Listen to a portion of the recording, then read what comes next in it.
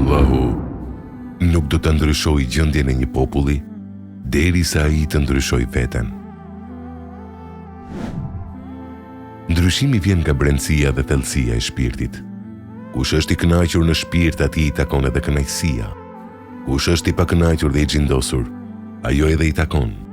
Kush preson ka e mira atë dhe do ta gjej, ndërsa kush pret të keqen, ajo do ta gjej.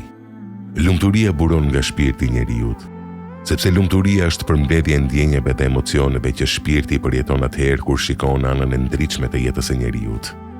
Njeriu do të jetë i palumtur atëherë kur do ta shikojë vetëm anën e errët të jetës. Do ta dojë atë që ka cilësi të mira, ndërsa do ta urrejë atë që tregon cilësitë e këqija të tij, atë i cili mashtron dhe nuk ka besim. Lumturia buron nga shpirti atëherë kur njeriu e mbush me optimizëm, shpresë dhe mendime të mira, me shpresë fisnike dhe me pritjen e daljes dhe caktimit të kënaqur, ndërsa i pikëlluar është ai që shpirtin e tij e mbush me mërzi, pa shpresë, e mbush mendjen vetëm me të këqija dhe pret vetëm ditë të zeza.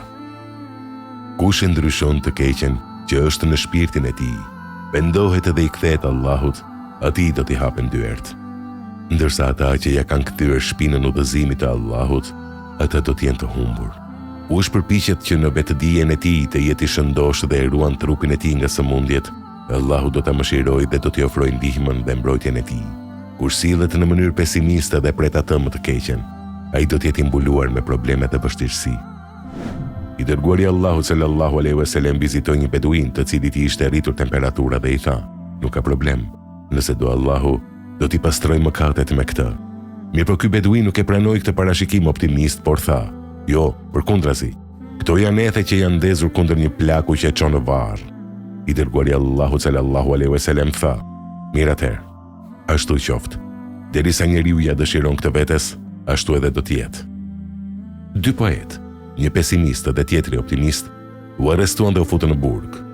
Optimisti shikonte nga dritarja dhe shihte qiellin plot yje dhe buzëqeshte, derisa pesimisti shikonte balton dhe qante. Në kohën e të dërguarit Allahut sallallahu alaihi wasallam, beduinët ndanin pasurinë në rrugën e Allahut. Disa ndanin sepse dëshironin që me këtë t'i afrohen Allahut, ndërsa disa ndanin vetëm nga krenaria dhe vetpëlqimi. Të parët për ndarjen e pasurisë fituan shpërblimin, ndërsa të dytët të dënimin, ndërsa veprimi edhe i të parëve dhe i të dytëve ishte i njëjtë. Mirë, për rezultati përfundimtar është i ndryshëm për shkak të asaj që mbanin në vete, në shpirtrat e tyre. Në të vërtetë, njëra nga mesazhet më të forta është: jeta jote është vepër e mendimeve të tua, nuk është asgjë tjetër, vetëm se dashuri apo urrëtie që ti e prodhon. Në të vërtetë, në kënaqësi të meta askush nuk sheh, ashtu si sheh të meta në zemërim dhe pakënaqësi. Allahu i Madhërisëm e dinte besimin që mbushte zemrat e sahabët Muhamedit alayhis salam, andaj në zemrat e tyre lëshoi rehatin dhe qetësinë. Ndërsa e dinte edhe se çfarë fshihet në zemrat e munafikëve, andaj i mbushi me shqetësime. Zemrat e sahabëve ishin fener që transmetonin shkëlqimin e dritës së diellit, ndërsa zemrat e të tjerëve ishin bërë deponi që hidhnin kufomat e kalvura. Njeriu i cili është në humbje nuk mund të kthehet në rrugën e drejtë derisa ai vetë nuk e bën hapin e parë. Derisa nuk drejtohet e drejtë dritës, kush më vjen duke ecur, unë atij shkoj duke vrapuar.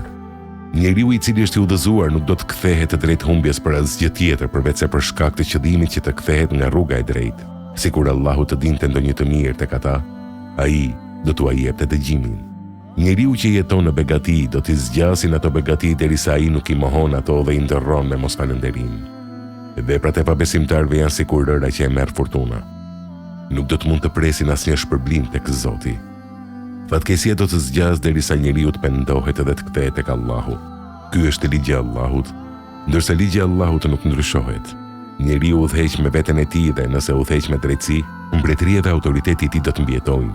Ne ja forcuam mbretërinë. Kur udhëheqësi ndryshon, fillon të bëjë padrejtësi ndaj atyre që i kanë në udhëheqje, atëherë mbretëria e tij do të rrëzohet dhe shkatërrohet. Asgjë nuk do të ndryshohet derisa ti nuk e ndryshon atë që është në veten tënde.